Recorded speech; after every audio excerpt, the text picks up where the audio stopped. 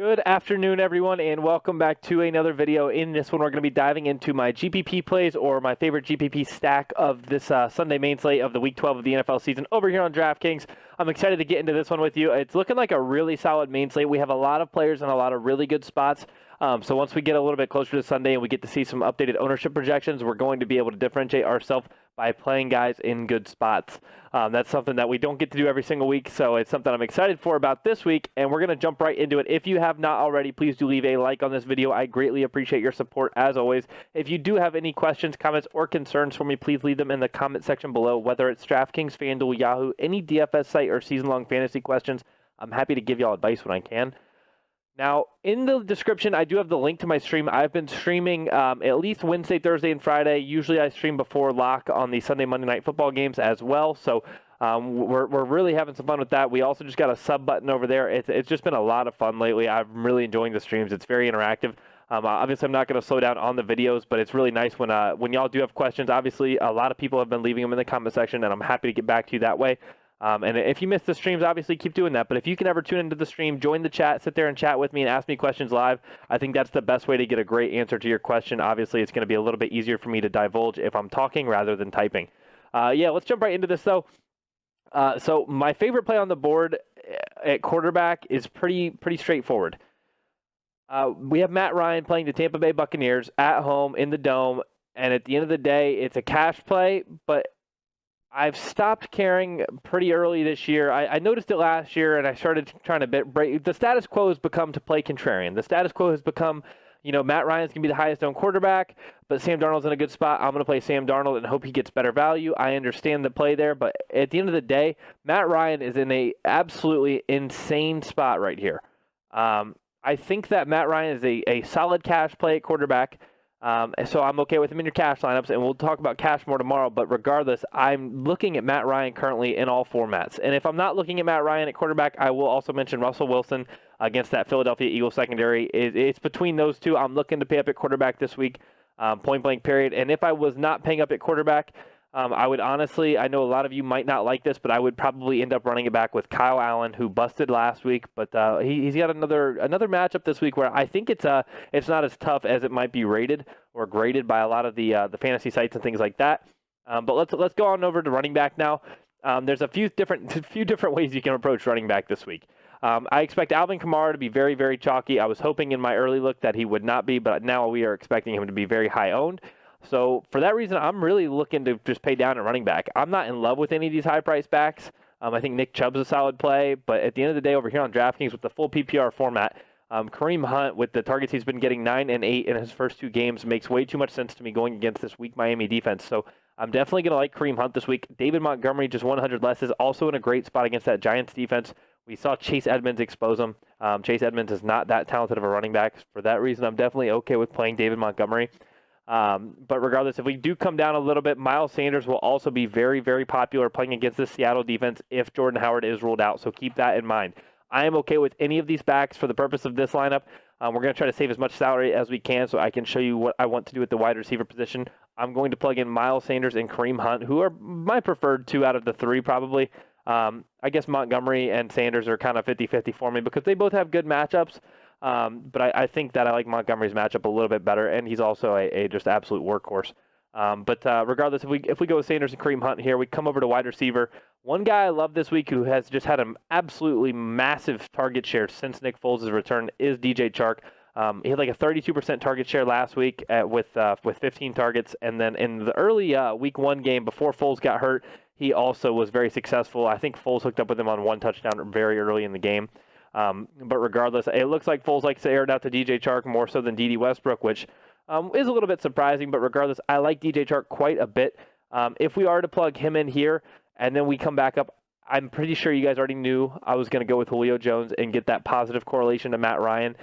I think that taking Julio and Calvin Ridley is absolutely fine here. If we can find the salary to do it, I'm totally fine with taking both of them and pairing Matt Ryan with two of his pass catchers. Now, if we don't, if we want to come off of, say, Kareem Hunt and go with my tournament play of the week last week, he was my lock, and this week I actually don't mind him again. We could run it with Kalen Ballage, save a little bit more salary. I think we get off DJ Chark here, and we can run it with Mike Evans and make a full game stack out of that Tampa Bay Atlanta game. I'm also okay with Chris Godwin, but this is just the stack that I'm in love with right now. Let's jump over to defense. You guys know I like to skip ahead to defense just to see how much salary I'm going to have left for my last two spots. If Juju Smith-Schuster, Deontay Johnson, and James Conner are all doubtful, we can go check real quick to see if I missed any updates on them. James Conner was trending towards not playing, missed practice again Thursday. I don't expect him to play. Juju Smith-Schuster also don't expect to play. He was trending towards missed practice against Thursday, and then Deontay Johnson as well. Right here, as far as I know, he was a full participant on Thursday. That's interesting because he was trending towards not playing. This is what I was reading previously. But regardless, even with Deontay Johnson playing, Juju Smith-Schuster and James Conner are the top two weapons on that Pittsburgh offense. That's going to lead me to be okay with taking the Cincinnati Bengals defense as a fair punt play. Hopefully they don't bust and just allow Jalen Samuels to go absolutely crazy. But I am okay with taking the Bengals defense as a punt play right there at 2,100. That's going to leave us 5,000 average for our remaining two players, our tight end and our flex. Tight end is where I am not totally solidified yet. Last week I had Ross Dwelley and Ryan Griffin pretty much as my entire player pool at tight end. This week I don't have it that narrow yet. I like a lot of very contrarian plays. This week I really like O.J. Howard again. I didn't love him last week, but I really liked him the week before when he actually did something. We saw him get one target last week, which was very, very interesting. It's like every time you want to play OJ, like when he comes off of a decent week, he just does this. So for me, this is a week where I really want to play OJ and actually make that contrarian play. We're going with the pretty chalky Matt Ryan Julio play, but if we're going to really differentiate ourselves elsewhere, we're going to make this a full game stack. We're going to take Mike Evans and OJ Howard, who both have really solid matchups here. We just have to hope that Cameron Brate doesn't get the bulk of the targets again. So I do like OJ Howard at just 3,300 a lot, and then we're going to be able to come over to our flex. We can go with DJ Chark, who I mentioned previously in the video. We can go with quite a few different guys here, but one of my absolute favorites is going to be Allen Robinson. If it was up to me in these last two spots, I would be going with DJ Chark, Le'Veon Bell, or Allen Robinson. Le'Veon Bell has a great matchup against Oakland. I expect that to be a pretty sneaky shootout, actually.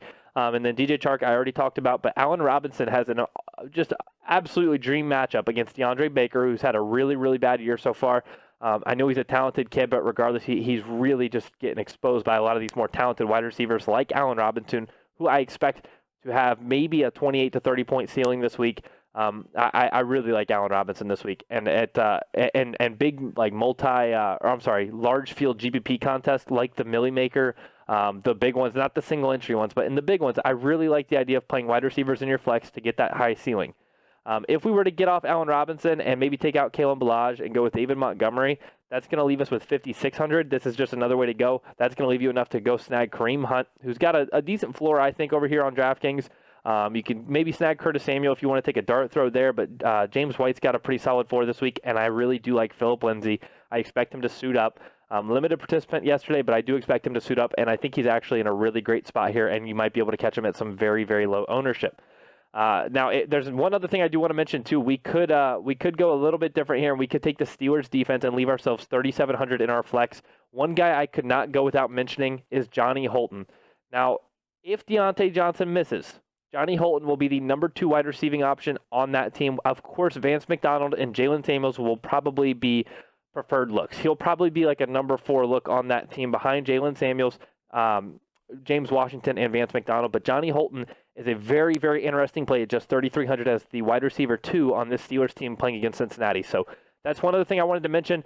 I'm going to keep this video pretty strict on DraftKings because almost all of these plays correlate over to FanDuel as well. The only other thing that I really do want to mention to you on FanDuel, if the page will load, there it is. The only thing I really did want to mention, though, is over here on FanDuel, you are able to get 2 guys at a very, very discounted price, in my opinion.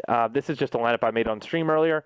But between Saquon Barkley at 7,900, Saquon Barkley 7,900 on DraftKings, also 7,900 on FanDuel. I really like Saquon over here on FanDuel. I also think he has a better matchup than he's projected to have. And then over at wide receiver, Odell Beckham is just 7K. I don't know what's up at the page, or else I would pull him up. It's being kind of glitchy with me, but regardless, Odell Beckham is just $7K over here as well, the exact same price that he is on DK. Both of those guys are very, very underpriced in my opinion, so I did want to mention them specifically for FanDuel. I hope you guys enjoyed this video. Again, the link to my stream is down in the description below. I will be live in literally 1 hour. I will be live before 3 o'clock Eastern. And then if you guys do have any questions, again, definitely leave them in the comment section below, but I hope to see a lot of you come out to the stream. Thanks.